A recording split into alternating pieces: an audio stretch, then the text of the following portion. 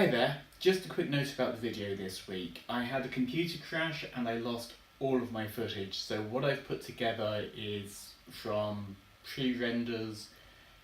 It's not the best quality, but I really was happy with how this turned out, so hopefully you'll enjoy it, and here we go.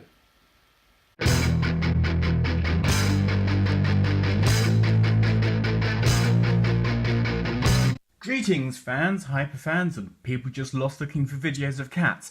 I do love a good third-party product. Here we've actually got two upgrades for Hasbro's Titan's Return Fort Max. One is a Hasbro produced one, which is the cog figure, and one is Perfect Effect PC-14, which is the large gun. This is a case where a third-party product just happens to work with something as opposed to being designed specifically for it. Unlike another Perfect Effect product, which was the White Cab Prime to go with Combiner Wars Ultra Magnus. I didn't get either of those. I did, however, just pick up the Kubiambao copy. Now, I've seen a few reviews of the original Perfect Effect, and it did appeal to me. However, not as much as the price of this one did. I think I paid £15 for it. I will stick the link in the description below. As you can tell, I have literally just unwrapped it, so I'm going to open it up and have a little look at it. You don't get the box, but you do get the instruction book. We get a pair of grey plastic hands. The figure itself comes with a nice Optimus blaster, a G1 style chest plate, and a neck adapter for your Titan Master. Now, white plastic and red plastic are both kind of iffy when it comes to KOs and cheaper produced figures, and there is a lot of white plastic on this. He feels quite light. It's quite a tinny sound, but it is what it is. The hands are just pegged in so that you can swap them over, which is a very Gundam thing.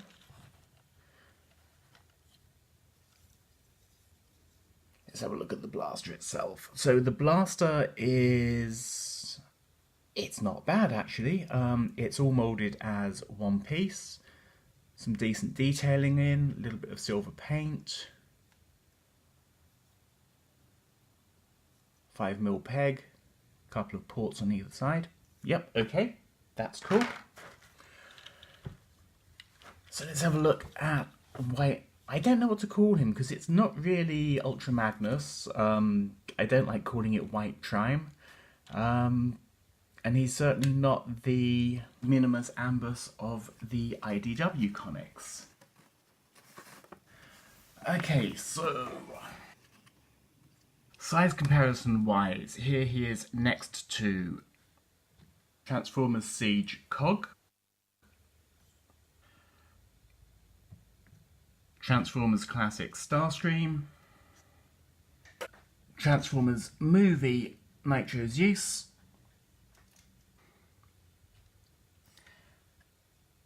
and Transformers Beast Hunter Darksteel. So size-wise, that kind of makes him a small Voyager. Articulation seems to be pretty good. Head is on a ball joint. It's a little bit tight turning it, although up and down is fine. The arms are on a ball joint at the shoulder, hindered a little bit by the smokestacks. It's kind of weird having the smokestacks on the front, but it does make him a different character from Prime. He has a single 90-degree elbow. The wrists have got ratcheted movement and wrist swivel. Not so keen on this because the ratchets are really tough, and the wrist swivel is purely from it being pegged in. I'm actually tempted to maybe glue those. You lose articulation, but you don't lose wrists. He's got a simple waist swivel that goes all the way around. And the legs are ball jointed again. The knees are just over 90 degrees, and there's a little bit of toe articulation and a little bit backwards and forwards. Any turn? Yep, there is actually a thigh cut, but it's very high up and quite tight. It's just a friction peg at the back, but that should let you get it into some pretty dynamic poses. The splayed out fingers are pretty good for posing, and if you are into your action figure photography, I'm sure you'll appreciate it. One thing that I don't like about it, you actually do need to have the closed fists for transformation. Okay, so now, because this is supposed to be a Powermaster Prime, these windows are of course fake and the real ones are on the back. It's interesting that the forearms actually become the bumper.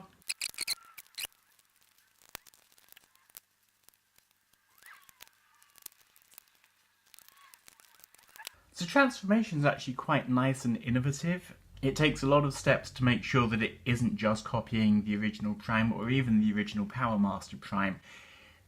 Legs concertina down quite nicely, the forearms become the bumper, rolls nicely in truck mode, very well proportioned. The painted blue rather than anything see-through on the windows is absolutely fine. Even the fake chest at the back still kind of makes sense. Looks absolutely fine from the sides. A little bit gappy from the top, I guess, and the feet kind of just hang off there rather than sort of fold away or do anything too clever. Now, I was thinking maybe you could turn them around, but yeah, it is what it is. There is storage supposedly not there, back there.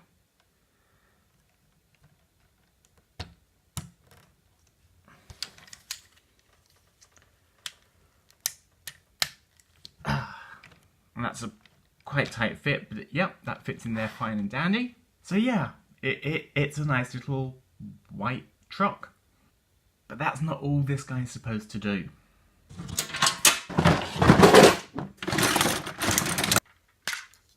Whew. Okay, so this is a Junker Powermaster Optimus Prime from Titan's Return. Changing over the chest plate was not an easy task. I ended up having to use screwdrivers, scalpels, sandpaper. But again, it's not really supposed to go onto this body. So if you are getting this for the Ultra Magnus, your mileage may vary. I also tried to put the Prime head into the cab. So the cab opens up just like the Perfect Effect one. The top window opens on one side. The grille, just want to say that does turn around and it does have the space for the Powermaster. So I'm surprised they've done this as the Ultra Magnus release first. Still isn't available as the red Optimus, but we'll see. The old head just slides into the neck joint as before. It's a little tight.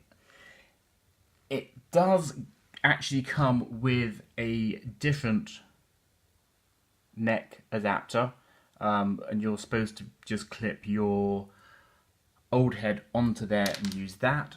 Again, This head doesn't come apart in the same way as the Ultra Magnus one does, so that's probably not going to be as useful.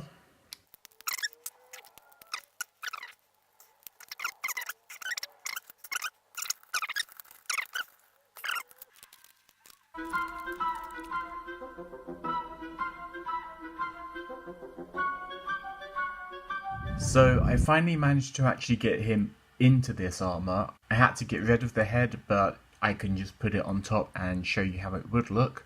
He's not designed for this version, so if you are going to be trying to force it in, it is going to be a bit of work. And again, like I said, I don't have the Ultra Magnus armour to test this with. The chest doesn't clip particularly well, and that's a disappointment, considering that quite honestly these are the two pieces that are made by the same company with a screw, and I had to work that about 20 or 30 times before I fitted it, just so that I felt confident that I'd be able to slide it whilst it's in the model. You can see that the chest does have the rotating point so that you can put in the Powermaster. So I'm kind of surprised they didn't release this in the Prime version first, because the engineering is all there. Back in truck mode, it's a simpler story to tell. It fits really well into the trailer hitch, just dropping into the back, turns absolutely fine. I can't talk about colour matching because this is not the version that it's meant to go with, which means ultimately we are just talking about this thing as a Chinese release KO. The plastic is passable, the accessories are what you'd expect, but considering that this model was £15 and you're not going to be able to pick up PC-17 for less than about £60 at the moment, it's a good stand-in. But I suppose the real question, considering this coming out now, is who is it going to be for? You are either a serious fan of the IDW comics, in which case you're going to want to keep the stock figure, including its Minimus Ambers Insider. You're a G1 fan, in which case you're either going for the original figure or maybe the new Siege Leader class figure. This seems to cater for a very narrow band of collectors. Now personally, I'm going to be using this one for a custom, but as always, whether you should pick one up is entirely down to you. This has been an opening, a first play and a review of KBB Core Warrior's Ultra Magnus. The subscribe and notification buttons are under here as usual, and if you're keeping them mint in package, you're not a toy collector, you're a box collector.